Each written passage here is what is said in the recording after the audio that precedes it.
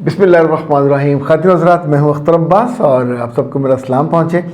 आज ख़वातीन से बल्कि ख़वातीन के तबसरों से और तानों से तंग जनाब नफीसुद्दीन साहब, उनका सवाल हमने पिक किया और वो कहते हैं कि मेरी शादी को 2 साल हुए और ख़र्च मेरी बीवी ने इतनी खर्चीली है कि उसने आसमान पे पहुंचा दिया है और ख़र्च भी मैं किए जा रहा हूं, लेकिन जो मेरे लिए तकलीफ़ दह बात है जब वो ये कहती है कि तुम कम कमाते हो, तो ये बात मुझे अंदर से मार रही है।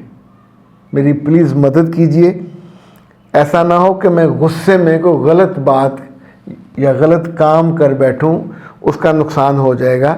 सो प्लीज़ मेरी मदद कीजिए। नफीसुद्दीन साहब, 4 चीज़ें हैं। पहली बात ये कि ऐसी ख़वातीन को समझाना बहुत मुश्किल होता है, क्योंकि जिनकी ज़ुबान उनके काबू में ना रहे, ये अपने घर वालों को भी ऐसे तंग करके आई होंगी। वहाँ माँ बाप उन पे ख़र्च कर कर के बूढ़े हो जाते हैं, लेकिन इन ऐसी बच्चियों की कभी तसल्ली नहीं होती। हमें ये नहीं दिया, हमें ये नहीं खिलाया, वहाँ लेके नहीं गए। यानी उनकी जो लोगों से सुनी सुनाई चीज़ें होती हैं, उसकी लिस्ट बड़ी लंबी होती है। ज़िंदगी में एक बात हर समझदार लड़के को और लड़की को सीखनी चाहिए, वो ये है कि जितनी चादर हो उतना पाँव फैलाना चाहिए। यानी चादर आपकी 5 फुट की है तो 5 फुट वाले बंदे पे आएगी ना, 6 फुट वाले पे नहीं आएगी। और 5 फुट से आप टांगे बाहर होंगी तो बहुत ऑकवर्ड सा लगेगा। इसलिए जितना आपकी आमदन है, खर्च कम नहीं होगा। तो दूसरा जो स्टेप आपको करना है, अपनी आमदन बढ़ाने का कोई तरीका सोचिए। शाम को काम करने का, किसी जगह पार्ट टाइम काम करने का, इवन किसी दुकान पे बैठने का। उसके 2-3 फ़ायदे आपको होंगे। एक तो ऐसी खातून को, नापसंदीदा खातून को देखने से बचे रहेंगे। थक हार के जाएंगे, खाना खाएंगे और सो जाएंगे, सुबह काम पे चले जाएंगे। दूसरा, कुछ पैसे आपके बढ़ जाएंगे। अब मैं जब किसी प्रोग्राम में जाता हूँ टीवी चैनल के, या तो वहाँ से गाड़ी आ जाती है या फिर मैं अपनी गाड़ी पे कभी नहीं जाता। ये मैं बहुत सालों से मेरी प्रैक्टिस है कि ज़ाहिर बंदा जब रास्ते में फिर आप थकते हैं और डाइवर्ट भी होते हैं, तो जब भी मैं किसी इन ड्राइव पे जाता हूँ तो उसके ड्राइवर का इंटरव्यू ज़रूर करता हूँ। 2 दफ़ा मुझे बैंक के मैनेजर्स मिले और उन्होंने कहा कि हम वीकेंड का खर्चा, फल का खर्चा ड्राइव से निकालते हैं। एक दफ़ा एक इंजीनियर मिले, यानी ये यंग लड़का था, खूबसूरत कपड़े पहने हुए थे, यूईटी का पड़ा हुआ था। उसने बताया कि मैं ये करता हूँ। इसी तौर पे मुझे मुख्तलिफ लोगों की शक्लें ज़हन में आ रही हैं, उम्र रसीदा भी और सरकारी जॉब करने वाले भी।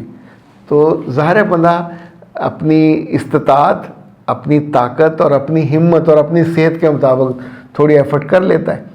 तीसरी बात, ऐसी औरत जो नाशुक्री हो, जो अजियत देती हो, इसे हम कहते हैं टीज़ करना। तो जब वो टीज़ करे तो आप हमेशा उसको मुंह बंद करने के लिए एक टेप होती है, एक एक्टिविटी होती है। तो एक्टिविटी ये कि उसे किसी काम पे लगाइए। चाहे किसी स्कूल में अगर थोड़ी पढ़ी लिखी है तो हेल्पिंग टीचर लगवा दीजिए, किसी जगह रिसेप्शन पर रखवा दीजिए। ये जब तक ये कमाएगी नहीं, इसे आटा दाल का भाव जो है वो पता नहीं चलेगा। वो तभी पता चलता है कि जब आप खुद उसको एफर्ट करते हैं। बच्चे जब तक माँ बाप के पैसे खर्च करते हैं इतनी बेदर्दी से, कभी एहसास ही नहीं होता कितने ज़ाया कर दिए, कितने लुटा दिए। इवन मुझे याद, एक दफ़ा मेरे पास एक केस आया था कि लड़के ने 1 साल के अंदर 2 बड़े नुकसान किए थे। गाड़ी माँ बाप ने लेके दी, उसने बेध्यानी में रखी, बगैर लॉक करके चोर ले गया। उसके अभी कर्जा भी नहीं उतरा था। अच्छा, उसके कुछ अर्से उसने फिर कहा कि मुझे कोई बिजनेस करके दें, तो माँ बाप ने उसे पार्टनरशिप पे एक जगह पेट्रोल पंप पे उसको कर दिया कि वहाँ बैठो करो, संभाला करो। तो वो साहब वहाँ जाते ही नहीं थे और अगले 2 से 2.5 माह के अंदर पार्टनर ने उसको फ़र्क कर दिया। उनका कुछ बाकी बचा नहीं है, नुकसान हो गया, ये हो गया, वो हो गया। तो उसके पास इतनी ना इस्तिताअत थी, ना ताकत थी, ना ज़ुबान थी, ना इंसानों से डील करने का इल्म था, और सबसे ज़्यादा बेरहम था कि पैसे चूँकि अपने नहीं थे, माँ बाप के पैसे थे, तो माँ बाप के पैसों पे औलाद बेरहम होती है। मियाँ के पैसों पे भी अगर बीवी मोहब्बत ना करती हो तो बेरहमी से खर्च करती है।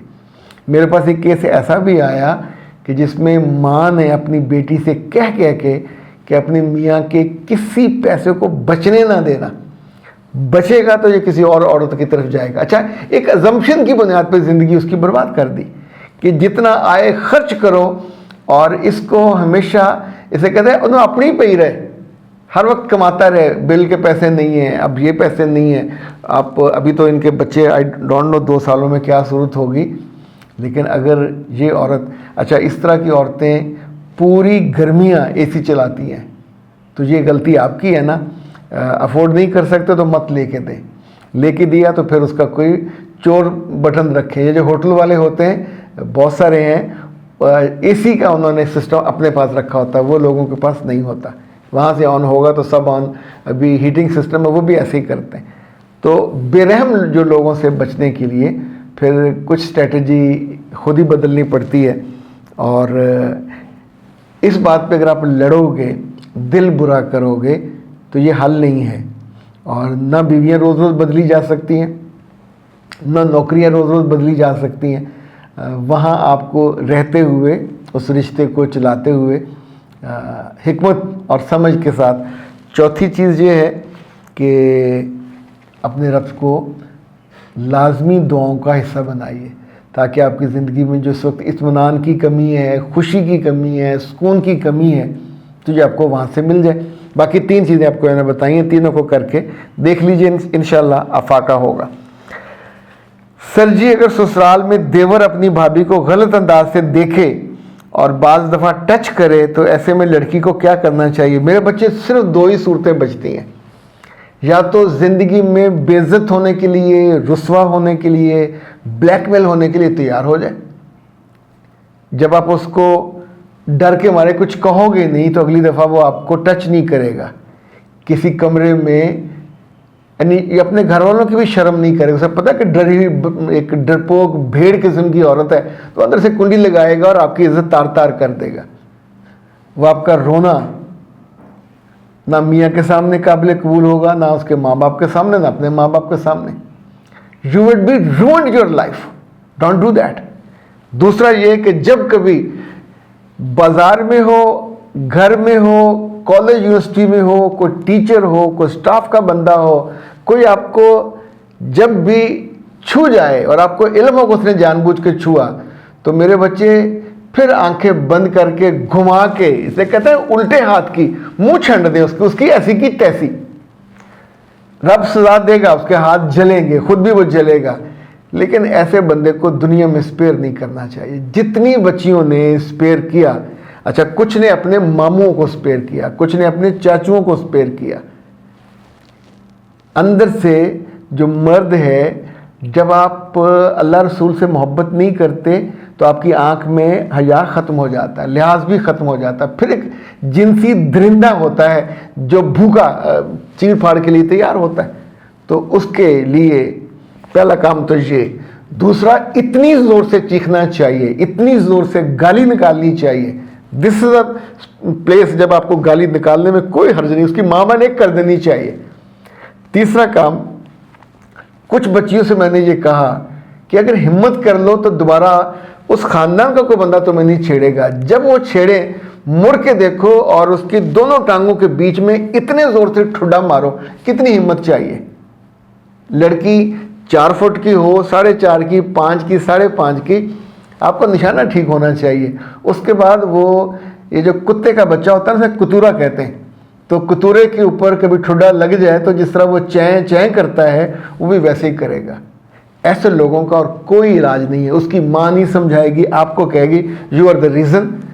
तुम उसको इंगेख्त करती हो, तुम उससे तरगीब देती हो, तुम्हारे कपड़े ठीक नहीं है, तुम्हारी आंखें ठीक नहीं है, तुम्हारा किरदार ठीक नहीं है, फिर रो रो के आप किसको यकीन दिलाओगे? मियाँ तो आपका सवाल ही पैदा नहीं होता कि वो अपने भाई के मुकाबले पे अपनी बीवी का साथ दे। मैंने लोगों को साथ देते नहीं देखा।